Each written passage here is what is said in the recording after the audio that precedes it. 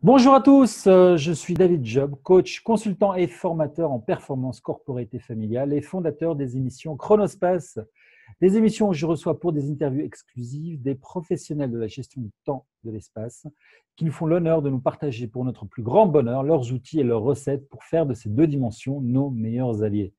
Aujourd'hui, dans ce numéro, nous explorerons quelques outils que sont intelligence collective, le co-développement féminin, le théâtre, mais aussi nous allons tenter de mettre les ponctuels et les retardataires chroniques sur la même longueur d'onde en mettant les points sur les i de la perception du temps. Et pour ce faire, j'ai le plaisir d'accueillir une femme extraordinaire, multitalentueuse, au cœur gros comme ça. Depuis 10 ans, elle se forme à plusieurs approches de développement personnel, énéagramme, les techniques psychoénergétiques, EFT, Zenzite et de coaching afin d'animer des ateliers au service d'associations solidaires selon leurs besoins, avec sa conviction qu'à plusieurs cerveaux, c'est plus enrichissant que seul. Elle a un attachement profond au travail en groupe et c'est donc tout naturellement qu'elle s'est tournée vers des associations comme Interquel, dont elle est la présidente et où elle propose et supervise des séances de co-développement au féminin. Elle est également animatrice du réseau Codev, réseau de co-développement au féminin où l'outil majeur est l'intelligence collective. Elle a participé à plusieurs projets de théâtre amateur et aussi une expérience de la formation au sein de l'entreprise par une expérience de 15 ans au service de formation d'une grande entreprise. Elle est également master coach certifié, superviseur et enseignante en programmation neurolinguistique. Et oui, rien que ça, rien que de dire tout cela, j'étais sur le souffle, mais surtout, ce dont elle est le plus fière, c'est d'être mère d'une jeune fille de 18 ans. J'ai donc le plaisir d'accueillir aujourd'hui pour ce numéro exceptionnel où le temps et l'humain vont aller à la rencontre l'un de l'autre, Viviane Véry.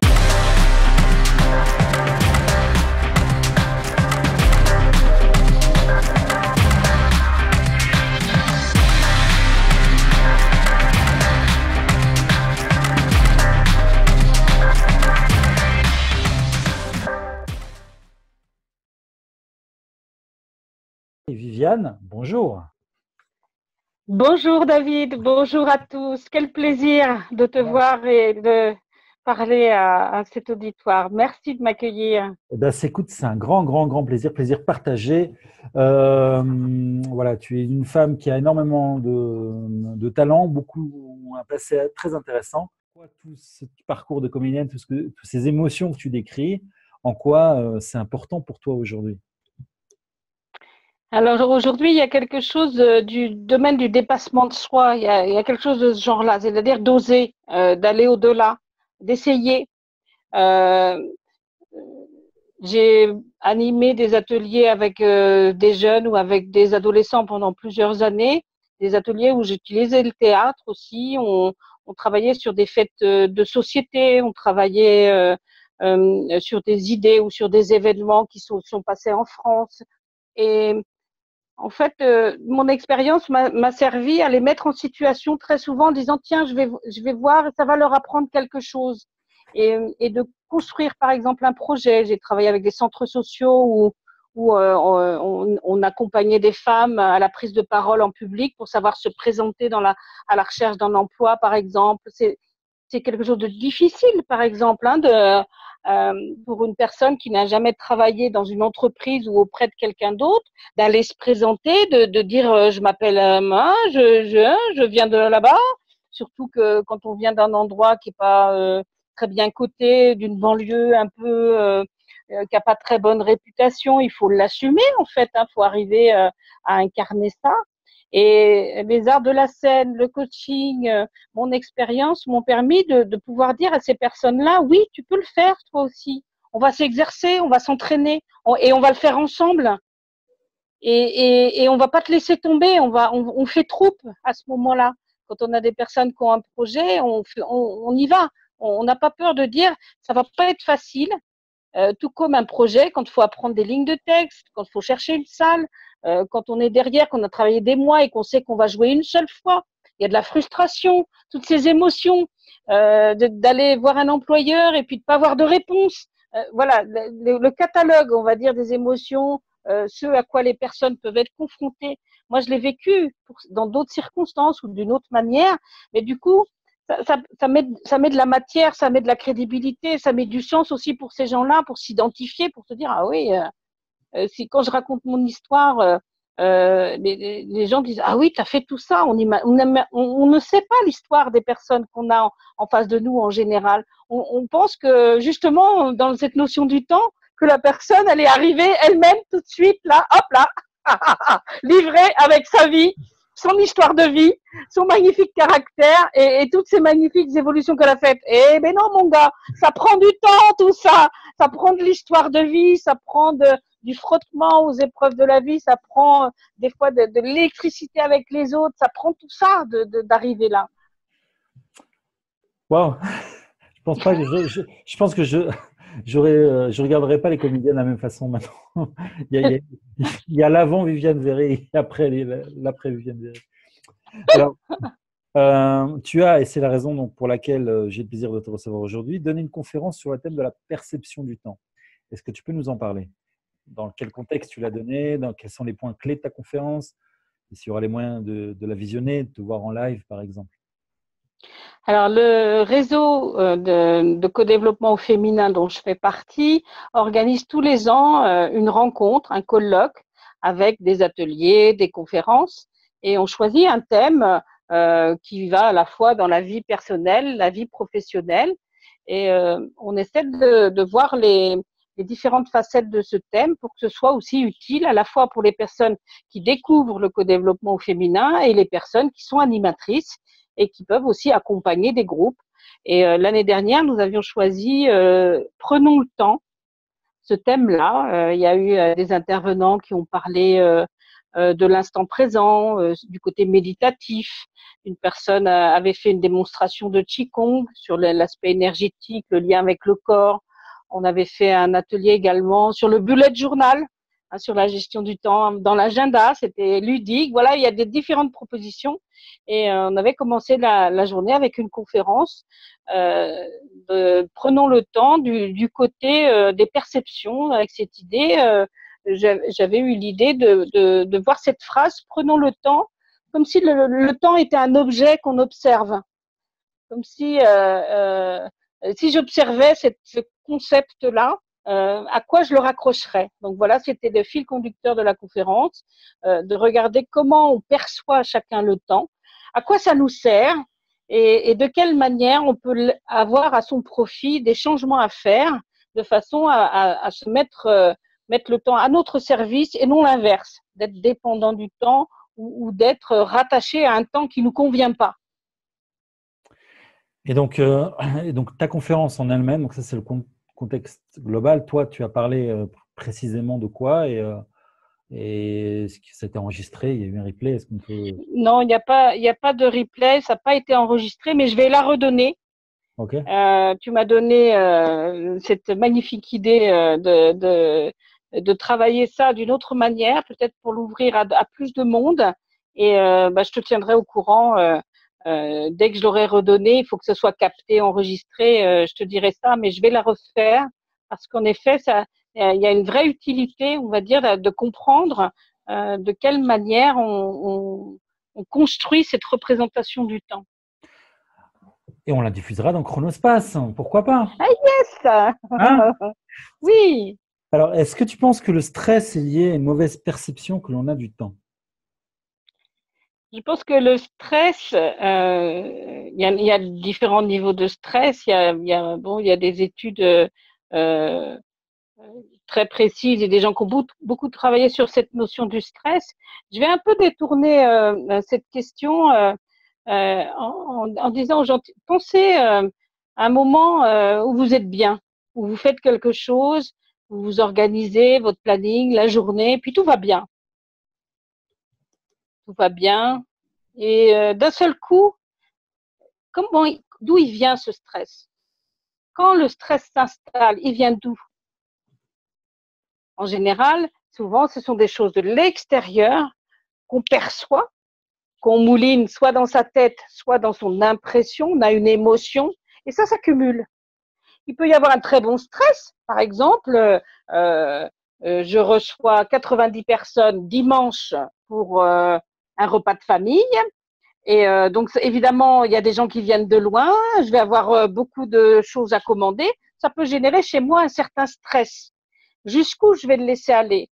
Est-ce que le laisse monter de façon à ce qu'il m'empêche de profiter, ou est-ce que j'arrête juste avant dans cette petite frénésie d'attente, mais aussi de laisser la place à la joie de voir les gens arriver? À quel point je vais réguler, me rendre compte, agir, faire quelque chose pour que ce stress, qui est une information qui m'arrive, je le gère comme un élément parmi d'autres.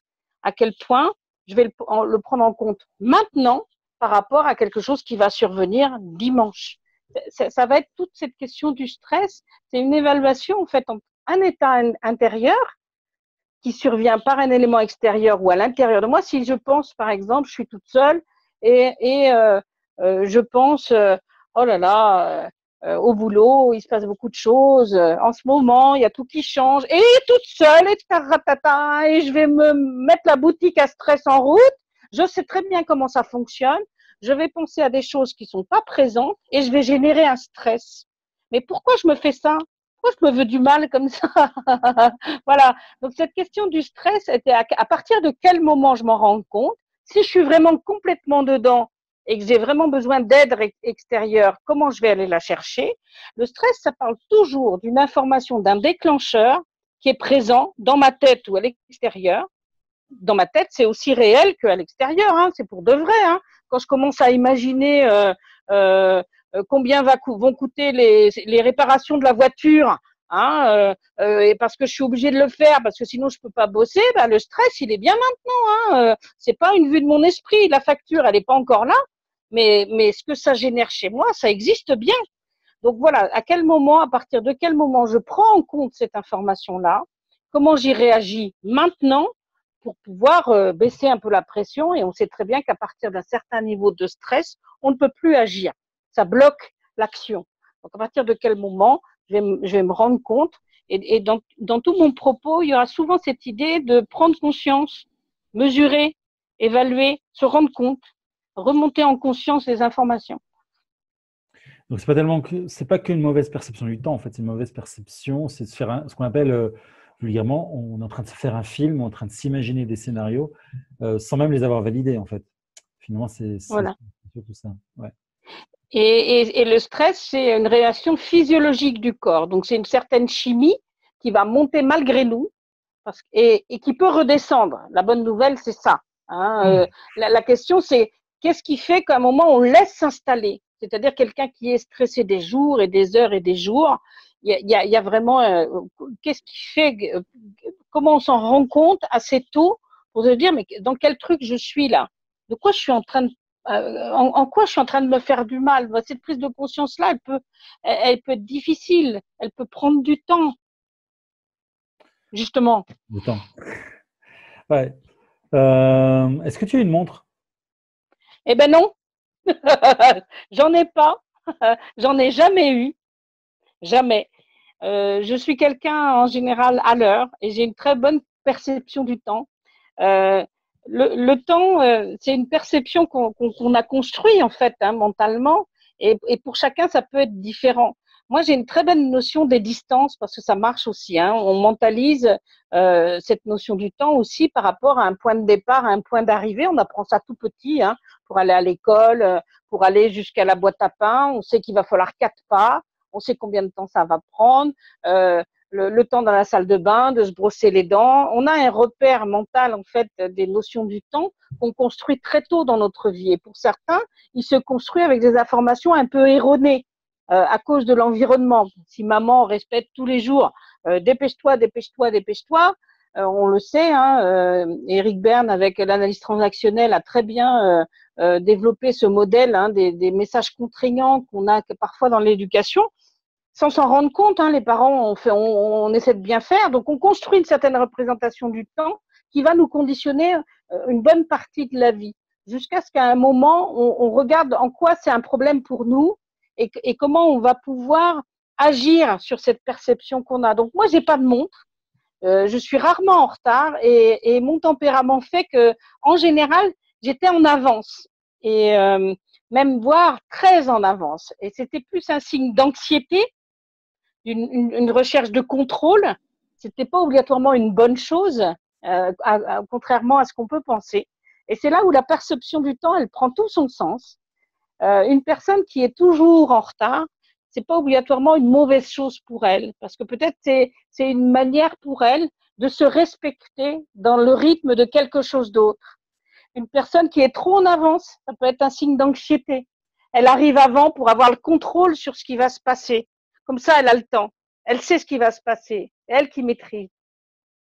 Les personnes qui sont systématiquement en retard et qui aiment ça, on va le dire, c'est des casse-ah, c'est des empêcheurs de tourner en rond, c'est des rebelles. J'ai connu un garçon comme ça qui était adorable.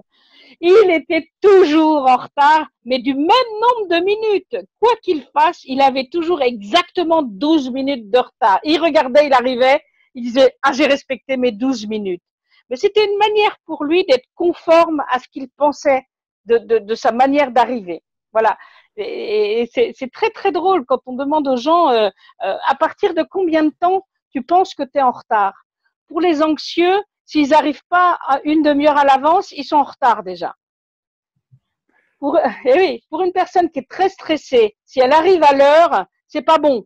Il faut arriver au moins 5 ou 10 minutes à l'avance.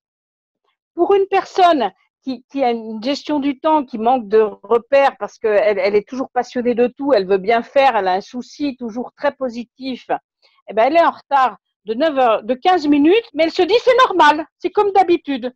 Donc c'est bien, je suis cohérent. Il y a une perception, c'est très drôle cette manière. D'ailleurs, c'est une bonne question que les gens pourraient se poser maintenant, c'est-à-dire à partir de combien de temps vous pensez que vous êtes en retard et que ça vous met mal à l'aise. C'est pas la question d'être en retard, c'est de savoir à partir de combien de temps. Moi, j'ai discuté un jour avec une personne, c'était formidable.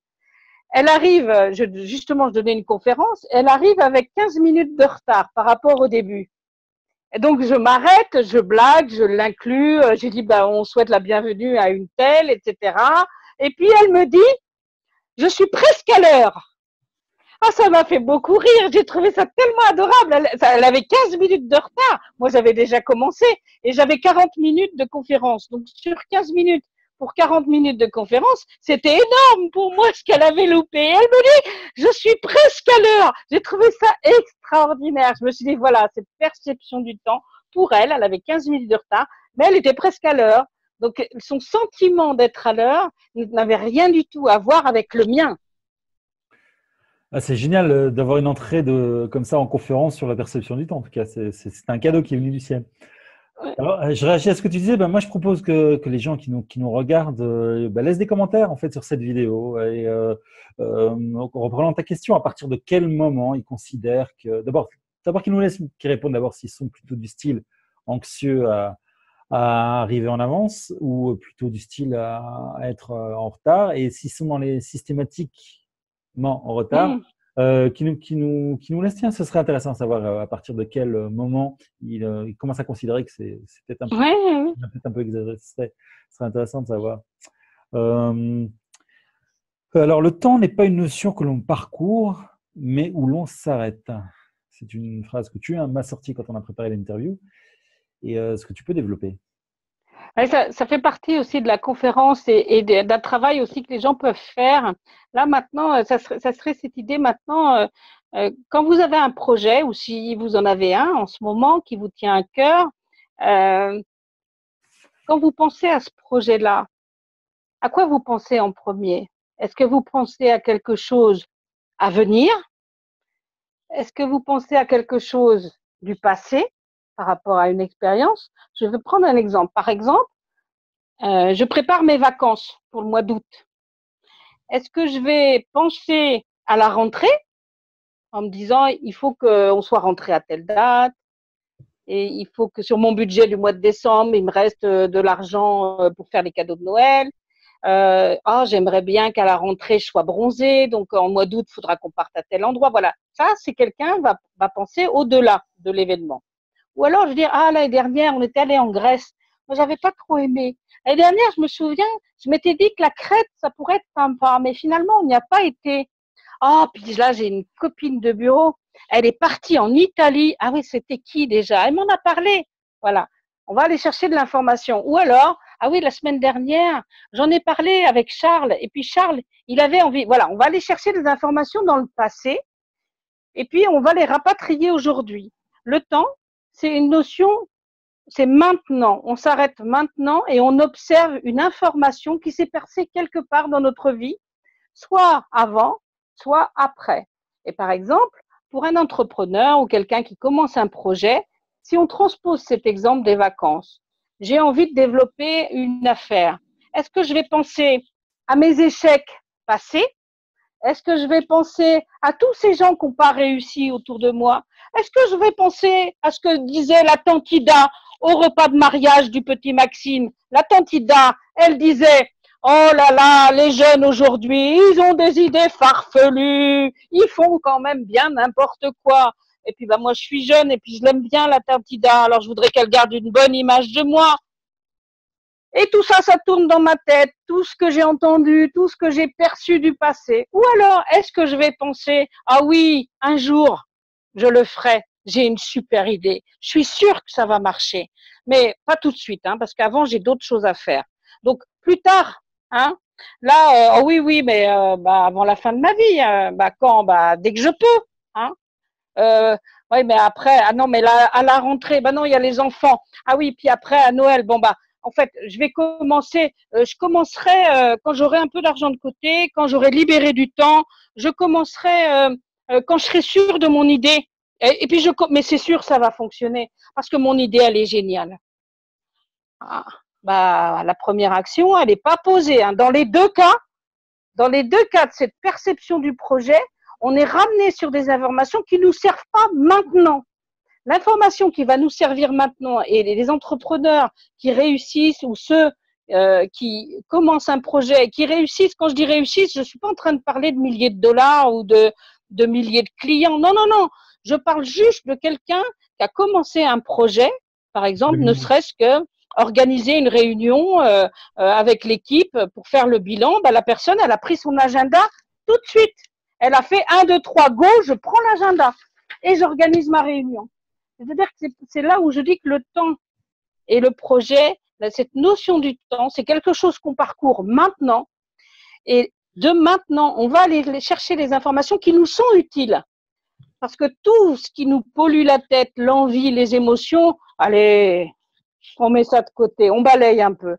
Et si on s'observe un peu, par exemple, les personnes qui écoutent, si elles s'observent un peu dans les jours qui viennent, quand elles pensent à un projet, qu'elles essaient de s'observer et rigoler, surtout riez de vos petits travers. Parce que à chaque fois que vous riez de vos petits travers, vous ouvrez une fenêtre ou une porte sur le printemps, un truc qui va changer.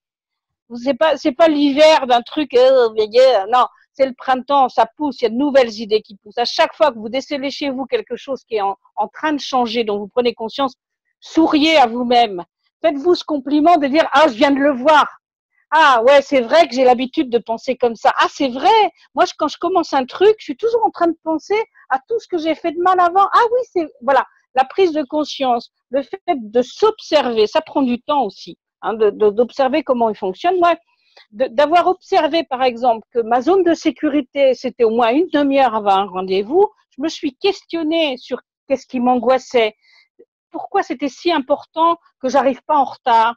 C'était l'image des autres qui me dérangeait, c'était ma notion d'engagement, c'était des valeurs importantes pour moi.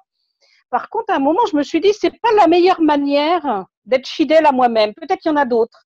C'est-à-dire que ma notion d'engagement, je peux peut-être la déplier autrement, dans d'autres circonstances. Votre inquiétude par rapport à l'argent qui va venir, peut-être vous pouvez faire quelque chose avec ça. Un planning, une évaluation. Peut-être vous pouvez mettre ça sur le papier, le poser, demander conseil à quelqu'un, chiffrer, évaluer, pour que votre cerveau il ait des informations précises. On ne fait pas un projet avec des informations de peut-être. Notre cerveau ne sait pas faire ça. Notre cerveau, il sait prendre une orientation dans un certain délai, il sait organiser des idées, il sait organiser des choses comme une réunion avec des personnages. Par contre, un jour, je ferai peut-être quelque chose qui va marcher sûrement. Alors ça, il sait pas faire. Par contre, de dire maintenant, je décide qu'avant la fin de 2020, j'aurai initié un changement et je vais commencer à poser des actions. Par quoi il faut que je commence? On pose tout, on déballe, on écrit, on va chercher des conseils, on organise. Les plus grands entrepreneurs, Ils ont l'agenda, le stylo sous la main, ils pensent à une idée, ils écrivent, ils notent. Il faut que je vois machin, je l'appelle. Quand est-ce que je l'appelle? Jeudi matin, j'ai un créneau. Ils notent dans l'agenda. Jeudi matin, appeler machin pour le projet. Comme ça, leur cerveau, il a l'objectif déjà. Et toutes ces petites balises qu'on met avec, c'est une manière de construire sa ligne du temps, sa perception du temps et d'évoluer sur ce qui nous empêche d'y aller, en fait. Ce qui nous empêche d'y aller, c'est toute cette manière de fonctionner qui nous coupe de ce qui est important pour nous. Parce que c'est vrai que Tante Ida, je l'aime beaucoup, mais si je pense pas à elle au moment de faire mon projet, mais que je lui fais un gros bisou et que je lui donne un bouquet de fleurs quand je vais la voir, c'est beaucoup mieux pour elle. Déjà, elle va s'en rendre compte. Mais que je pense à elle et que ça m'empêche, je suis sûre qu'elle veut pas ça. Enfin, schématiquement parlant, j'ai un tas de bazar dans ma tête qui m'empêche d'agir et qui n'a rien à faire là, quoi. On va faire du tri, là, c'est le printemps, allez. Donc voilà cette idée qui pour moi est le temps, c'est une notion où on s'arrête, on observe, on prend les informations et on se dit qu'est-ce que j'en fais? Est-ce que ça me sert à quelque chose de fonctionner comme ça? Et quand on observe les gens qui sont efficaces, on se rend compte que c'est des gens qui agissent avec leur agenda en fait. Ils posent des créneaux, ils organisent du temps, et y compris le temps de repos, de récupération. On ne prend pas sur le temps de la famille. Chez les femmes qu'on rencontre, par exemple, dans les réseaux de co-développement au féminin, c'est souvent une grande question des femmes qui travaillent, de savoir comment organiser mon temps personnel et de façon à ce qu'il ne soit pas mangé par l'activité professionnelle. C'est une question vraiment d'aujourd'hui. Bon, ça y est, tu vois, j'ai… Ouais. Ben, on l'a notre conférence, ça y est, on a notre conférence. Non, mais je pense c'était important pour moi cette notion de dire à quoi ça nous sert de réfléchir à ça autant. À quoi ça nous sert de penser à cette représentation qu'on a. À un moment, il faut que ça serve à quelque chose d'aller se coller à cet exercice-là. Voilà. Donc l'objectif, c'est de mettre le temps à notre service, comme je disais au tout début, d'avoir le temps qui nous sert à nos choses vraiment importantes pour nous et non pas l'inverse.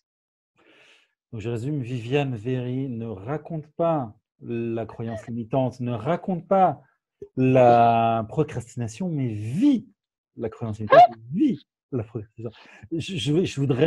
J'aurais envie d'être une petite souris qui assiste à tes séances de coaching. J'imagine que… C'est vrai? Ouais, si tu expliques les différents concepts comme ça, si tu donnes ton coaching comme ça doit être, ça doit être super. Je fais faire beaucoup d'exercices aux gens. C'est-à-dire que les personnes, souvent, je les mets en situation, je les fais jouer, parce qu'il y a quelque chose d'important aussi pour les personnes. Ça serait de se dire, quand on incarne, on a besoin de la physiologie. On est un corps, on a une pensée, mais on a besoin de la physiologie. Et travailler sur le temps, c'est quelquefois se le représenter, que ce soit sur un dessin, etc. Et je fais beaucoup ça avec les personnes que j'accompagne, c'est-à-dire de les faire se lever. Et s'il y a des coachs, des thérapeutes, des enseignants, des animateurs qui m'écoutent, faites lever les gens. C'est tout mon axe de travail futur, il va être sur ces notions d'apprentissage liées à la scène et au jeu de rôle. Faites lever les gens. Faites-les jouer, faites-les s'amuser avec les concepts de façon à ce qu'il y ait de la souplesse dans le cerveau et que le corps il ait envie d'y aller. Ouais, alors, je suis un peu inquiet parce qu'en fait, normalement, j'ai prévu 28 questions. Je suis à la 14e. Alors là, je décide à partir de maintenant que je fais 3 phrases. Ouais, la question, c'est où est-ce que tu vas mettre le point? C'est des suspensions chez moi. J'ai de très beaux points de suspension. T'as pas vu? Dans ma boutique, les points de suspension, ils sont extraordinaires. C'est pas un problème, c'est très bien. Il n'y a pas de problème. On va passer de la notion de la… Bon, dis-moi de quoi tu veux que je te parle. Alors, plus de développement personnel au niveau personnel, c'est-à-dire qui sont tes mentors, qui sont des personnes qui t'inspirent, pourquoi? Les personnes qui m'inspirent, alors déjà, il y a des enseignants que j'ai eus et des personnes qui sont dans le domaine de l'accompagnement ou des conférenciers. J'aime beaucoup voir les gens en vrai, moi. J'aime bien aller voir ce que les gens font en conférence. J'écoute beaucoup de choses sur le web, etc. Par contre, j'aime beaucoup être dans la salle. C'est mon côté bon spectateur. Oui, j'aime ça. J'aime les théâtres, les salles, les lumières, la musique quand ça démarre. Moi, j'adore ça. Franchement, je trouve ça magique, quoi. J'aime beaucoup et les spectacles. Alors, il y a des personnes que j'admire, par exemple comme Byron Katie, si tu connais, sur son travail d'accompagnement. Elle a créé un modèle qui s'appelle The Work, qui est un modèle de coaching, d'accompagnement que les personnes peuvent faire par elles-mêmes. Et j'admire beaucoup les personnes qui créent des modèles qui sont à disposition de tous et qui sont je pense qu'on est dans une société qui doit devenir une société de redistribution. J'aime beaucoup dire ça.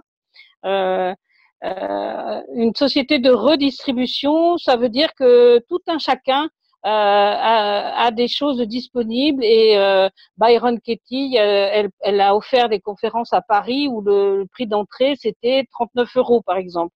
Donc pour un conférencier, c'est rien quoi.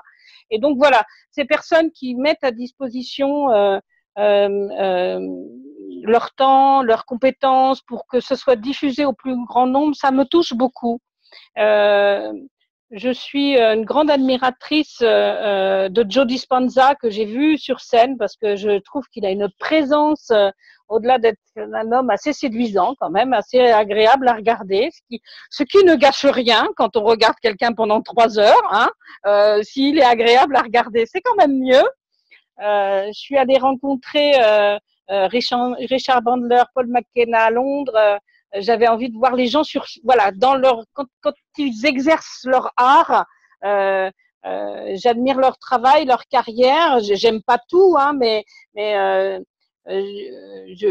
j'aime beaucoup l'aspect diffusion et entre guillemets de masse, c'est-à-dire de mettre à disposition de tous, c'est-à-dire pour moi redistribuer. Ça me touche beaucoup et pour moi c'est un vrai exemple des changements de société qu'on a aujourd'hui. Il y a des personnes qui ont trouvé des modèles ou qui ont créé des formations, etc., et qui vont faire des conférences, qui vont dans des endroits, même des petites villes, gratuitement, pour des salons. Ils pourraient faire autre chose de leur temps libre, hein, ces personnes-là. Enfin, voilà, donc ça, j'admire beaucoup le temps qu'ils arrivent à consacrer aux autres. Ça me touche vraiment. Après, dans les mentors, il y a des anciens, on va dire, des gens qui sont plus de ce monde, mais des gens qui ont changé le paradigme, par exemple, des choses, qui ont fait des découvertes ou qui ont une vie exceptionnelle, qui a marqué l'humanité, m'inspire toujours parce que je me dis quel cran ils ont eu ces gens-là d'aller à contrario des autres. Le jour où Gregory Bateson se lève et dit on peut soigner les schizophrènes autrement que sur des méthodes, voilà, je me dis il n'était pas psychiatre, mais il avait trouvé un truc et il y croyait. Enfin, c'est fort, c'est fort ce concept-là. Ouais, ça fait 4 phrases. Ah oui, j'ai oublié. Oh mince. Ouais. Oui. Du coup, je vais mon pauvre David, David. Je vais te livrer un paquet de questions, d'accord? Donc, ouais, vas-y. C'est comment un jour avec? C'est comment un jour sans? Et quand c'est un jour sans, comment tu fais pour en faire un jour avec? Alors, c'est comment un jour avec? Un jour avec, c'est peps, dynamique, plein d'idées, plein de choses à faire. En général, un jour avec, je vois plein de gens, j'ai plein de projets, je prends plein de notes. J'aime beaucoup Paris, donc et j'aime beaucoup voyager, donc souvent les jours avec sont aussi liés à ce que je vois et à l'entourage que j'ai. C'est-à-dire que j'aime bien me balader avec les gens que j'aime bien, des choses comme ça, mais je peux pas faire que ça dans la journée. Faut qu'il y ait d'autres choses. Un jour sans, c'est parfois peut-être certains problèmes de santé qui me retardent, on va dire, ou qui m'empêchent. Et c'est prendre soin de moi, me reposer. C'est jamais complètement un jour sans parce que y a un message derrière qui dit t'as besoin d'être ton meilleur ami là maintenant. Qu'est-ce qui serait le mieux pour toi? Un jour sans, c'est un jour où j'apprends à appeler quelqu'un à qui j'ai envie de parler. C'est de bien prendre conscience que tout ça, c'est temporaire, parfois, même quand ça dure longtemps. C'est une phrase qui m'a beaucoup aidée. Justement, on parle du temps. J'ai souvent dit ça dans mes coachings, quand les gens me disent je n'arrive pas à partir, je n'arrive pas. Et souvent, je leur dis pour l'instant. Ça change tout. J'ai vécu des périodes dans ma vie très difficiles et où j'avais toujours des projets, où je faisais des choses en me disant ça va m'enrichir, ça équilibre un peu. Et je me disais pour l'instant, je peux pas ça. Et je savais, j'avais bien conscience, j'étais dans cette idée un peu en avant de dire quand j'aurai ci, mais je posais des choses pour le faire. Et ça a pris du temps parce que je suis partie de vraiment pas grand chose au départ. Et je suis sûre qu'il y a plein de gens comme ça qui se disent ben moi je peux pas y arriver parce que j'ai rien. Ou parce que j'ai pas de moyens, ou j'habite dans un endroit où il n'y a pas d'école, où il n'y a pas de ville, où il n'y a pas de transport. Et de dire, pour l'instant, je suis là. Pour l'instant. C'est temporaire. Le moment où le message va me passer devant, je vais le voir. Cette confiance-là. Donc moi, j'ai des jours sans, mais j'ai des jours sans où j'attends. J'attends le message, il va venir. C'est ça. Qu'on soit bien d'accord, c'est pas, comme on a vu tout à l'heure, de la procrastination, mais c'est plutôt faire confiance au process. C'est-à-dire savoir que c'est pas le moment, mais que c'est clairement identifié par rapport à ton mental, que dès que c'est possible, tu fonces simplement. Ça vient pas parce que c'est pas possible. Alors, je connais bien la procrastination. C'est un vrai problème pour beaucoup de gens. C'est très douloureux, la procrastination. Parce que quand ça touche des choses du quotidien, ça veut dire qu'on a cette souffrance-là devant soi tous les jours. Et la procrastination, je dirais, c'est comme une voiture de collection qui n'aurait pas roulé et qui était gardée dans un garage depuis longtemps. On a mis une toile, il y a de la poussière qui s'est accumulée. C'est une voiture qui s'est roulée, mais il va falloir prendre soin d'elle avant. Elle peut aller faire les shows, les salons, etc. Mais d'abord, il va falloir enlever doucement la bâche parce qu'on ne sait pas ce qu'il y a en dessous. Mais on sait qu'il y a un trésor là-dedans. Dans la procrastination, il y a une leçon à apprendre, il y a quelque chose à découvrir sur soi. Si ça bloque si fort sur cette action-là, c'est qu'il y a un truc important. Sinon, on n'en parlerait même pas. Ça n'aurait pas lieu d'être. La procrastination, c'est une souffrance, obligatoirement. C'est pas quelque chose qu'on choisit. C'est quelque chose qui se fait malgré soi. Donc, il y a un premier temps à se réapproprier la question en se disant, j'accepte d'avoir ce blocage. Je vais aller regarder ce qui se passe. Pour ça, je ne peux pas le faire tout seul. C'est très rare que les problèmes importants de procrastination, on arrive à les voir seuls. Et on enlève la bâche. Et elle est lourde, d'abord, parce qu'il y a de la poussière. Ça fait longtemps qu'elle est là. Et dessous, on ne sait pas ce qu'on va trouver. Mais on sait qu'au départ, il y a une voiture qui roule. C'est-à-dire que la procrastination, derrière, il y a un projet, il y a une envie, il y a quelque chose de beau, mais qui est bloqué, qui est en attente, qui est en instance. Et tout seul, en général, on ne peut pas y arriver. Parce qu'on est son meilleur ami et son meilleur ennemi. Je suis la première à fonctionner comme moi-même. Je suis là-dessus, je fais mon bel équilibre. Et la procrastination, c'est quelque chose à l'extérieur de soi qui est le reflet de notre difficulté intérieure et qu'on n'arrive pas à gérer. Dessus se rajoute la culpabilité, le regard des autres. Et en fait, ce qu'on n'arrive pas à faire, et pourtant, on a lu des méthodes, on a lu des livres, on en a fait des choses, on a essayé 5 minutes par jour, 10 minutes par jour, on a essayé de faire un plan, on a essayé de demander de l'aide, on a essayé. Ce qui se passe à l'extérieur, c'est un reflet d'un mécanisme intérieur qui s'est mis en œuvre pour verrouiller en sécurité, pour protéger quelque chose. C'est la bâche. Il faut d'abord commencer à dire, on va enlever ça. Est-ce que tu veux vraiment faire bouger ça? Et on ne peut pas le faire tout seul. Et en dessous, il y a une magnifique voiture de collection. Elle ne va pas rouler tout de suite. Il va d'abord falloir aller regarder comment ça fonctionne là-dedans. Est-ce qu'il y a bien toutes les pièces? Comment on construisait les voitures à cette époque-là? Maintenant, on fait des bolides. Ben non, il va falloir conduire avec cette voiture-là. Dans l'état où elle est, il va falloir la réparer. Et puis, après, on ne va pas construire aussi vite que les autres, parce que ça fait longtemps que c'était bâché, cette affaire-là. Mais ça va fonctionner. Et c'est une vraie douleur, la procrastination. Alors, moi, j'ai connu la procrastination, mais ce que je connais, ce que je me dis, je veux dire, s'orienter vers ce qu'on veut, c'est le meilleur moyen de pouvoir poser des actions. Savoir lâcher ce qui fonctionne pas, C'est vraiment l'idée d'objectif, hein. Tout le coaching actuellement et l'accompagnement des gens vers les objectifs, c'est comment j'oriente ma motivation, comment je me soutiens moi-même et qu'est-ce qui me manque pour faire ça.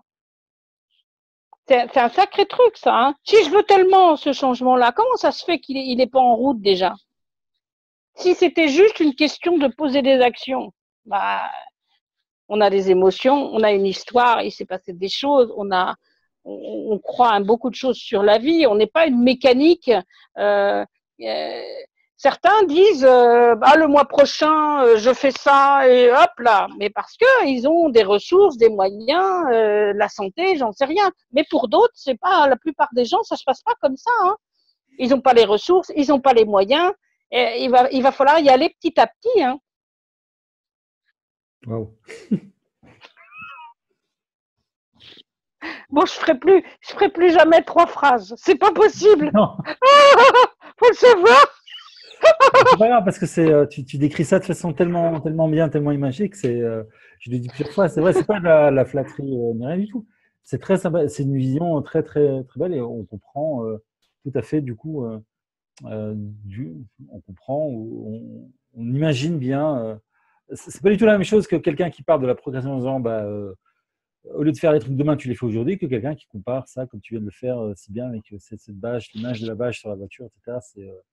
C'est vraiment très, très sympathique. Voilà, très sympathique. Alors, juste une phrase. C'est quoi ton mantra ou ta citation fétiche? Ma citation fétiche, c'est peut-être je vais pas bien la citer, mais vous remettrez les mots dans l'ordre. Je vous fais confiance. C'est rien n'est plus semblable à la même chose que ce qui est pareil à l'identique. Oh, Je l'aime beaucoup celle-là. Mais on peut la dire à l'envers aussi. Rien n'est plus semblable à l'identique que ce qui est pareil à la même chose. Voilà. c'est sympa. Ça. C'est ma citation fétiche parce qu'il y a 1000 manières de dire une chose, il y a 1000 manières de déplier. Pour chacun, c'est différent. Et la même chose est identique. C'est pas les mêmes mots, mais ça a le même sens. C'est pas tout à fait pareil, mais c'est pourtant différent. Et c'est ça, quoi. Pour moi, chaque être humain, c'est ça. C'est presque du Sacha Guitry. C'est Oscar Wilde qui a dit cette Voilà, phrase. bah, j'étais pas loin. J'étais pas Ouais. loin. Hein, j'étais pas loin. Il me semble, hein. Moi, j'ai même un mantra, je sais même pas qui c'est qui l'a dit. C'est pas bien. Hein. Bon, c'est pas grave. Ça, c'est. C'est pas... Ou alors, faudrait que je cherche. On remettra ça dans les commentaires. Je sais pas si c'est Pierre Desproges ou un Français ou. Ah, ça pourrait être aussi. Ouais, ça pourrait C'est être Pierre aussi. Desproges, je crois. Desproges aussi. Pierre Desproges. Ouais, Ouais. rien n'est plus semblable à l'idée. Ou alors Sacha Guitry, ouais. Ouais. Ou Pierre Dac. Pierre Dac. Ouais, Ça y est, Pierre ça Dac, me revient. voilà. Pierre Dac. Ça Ouais, y est. Pierre Dac. Ça y est, j'y suis. Ah, je suis quand même passé par Oscar Wilde. Hein. Pierre Dac, ouais, mais c'est ça. On avait identifié le contexte en tout cas. Voilà, c'est ça. Bon, alors, on arrive presque à la fin. J'ai pas dit qu'on est dans les temps. Je n'ose plus prononcer ça parce que on est quand même sur la perception du temps. Mais on va dire quand même aux gens qui nous regardent que le temps est purement une perception, que ce qu'ils voient en fait, qu'ils voient depuis 1 heure en fait, ne dure que depuis un quart d'heure, et que ce n'est que les événements du passé qu'on a ramenés au présent en se projetant dans le futur. C'est ça. On a ouvert des boîtes, on est passé dedans et on est remonté comme ça. Voilà. Alors justement, pour un petit peu soulager, remercier surtout nos spectateurs qui ont consacré du temps, qui sont restés avec nous. Un dernier message que tu voudrais faire passer pour tous ceux qui nous regardent. Je pense que je fais 4 phrases, c'est promis. Il y a une chose, c'est prendre conscience de notre mode de fonctionnement. Je pense que pour la perception du temps, qui est liée, bien sûr, on a parlé de procrastination, on a parlé de projet, d'organisation, de coaching. Donc, prendre conscience qu'il y a quelque chose là qui est pas bien ajusté. C'est pas une erreur. C'est quelque chose qu'on a appris à faire pour des bonnes raisons, mais qui peut évoluer. Très souvent, on pense je suis comme ça, je suis en retard, je suis quelqu'un qui ne peut pas arriver à l'heure. Ça, c'est une pensée complètement construite et ça peut évoluer. Voilà, prendre conscience de notre mode de fonctionnement Et puis aller chercher, lire, se renseigner, faire des formations, être accompagné. Parfois, il y a des formations en ligne, il y a aussi des produits gratuits, il y a beaucoup de personnes qui donnent et qui sont généreuses sur des propositions de formation. Se renseigner, tout seul, on n'y arrive pas. Tout seul, on peut progresser, comprendre, mais pour changer, on a vraiment besoin ou du regard de l'autre, d'un accompagnement, un coach, un formateur, quelqu'un qui sait, ou alors d'un groupe de parole, de pratique, de coaching, de supervision, de formation, de théâtre. Je pense qu'il y a plein de moyens d'apprendre et qu'à l'heure actuelle, on a une merveilleuse chance de vivre à notre époque où on a un catalogue de possibilités énorme. Ne vous arrêtez pas aux impossibilités que vous vous racontez. Orientez-vous vers ce rêve merveilleux de vous-même dans le futur qui vous fait tellement envie, mais qui est déjà présent maintenant. C'est cette force-là qui va vous faire bouger. Ok, merci pour ce message. Alors, pour finir, quels sont les points sur lesquels tu voudrais que les gens qui nous regardent échangent avec toi sur cette plateforme? Alors j'aimerais, comme tu le disais tout à l'heure, que les personnes puissent nous dire si elles ont compris un peu des choses qu'elles ont dans leur vie et qui les ennuient. Voilà comment elles fonctionnent en lien avec le passé, leur perception du présent ou l'avenir. On parle de méditation, de cohérence cardiaque, on parle de beaucoup d'outils à l'heure actuelle par rapport à l'instant présent. Donc voilà, quelle est leur difficulté à se bouger, soit dans le passé, le présent ou l'avenir. On a parlé de la procrastination, on a parlé, il y a des gens qui sont malades aussi de dépression, de choses comme ça. Il y a un côté là de manque de projection dans sa vie. Donc, quel curseur les gens, comment ils conçoivent tous ces éléments-là et s'ils ont besoin de précision sur comment les appréhender pour évoluer. On a parlé de la procrastination d'une certaine manière, mais j'imagine qu'il y a beaucoup de questions en lien avec la dynamique de projet, par exemple, avec la motivation. Toutes ces questions-là sont liées aussi. Donc, moi, je prends toutes les questions. De toute façon, quand je ne sais pas, je demande à des gens qui sachent. Voilà. Ceux qui, moi, je crois qu'il y a des gens qui sachent. Ok.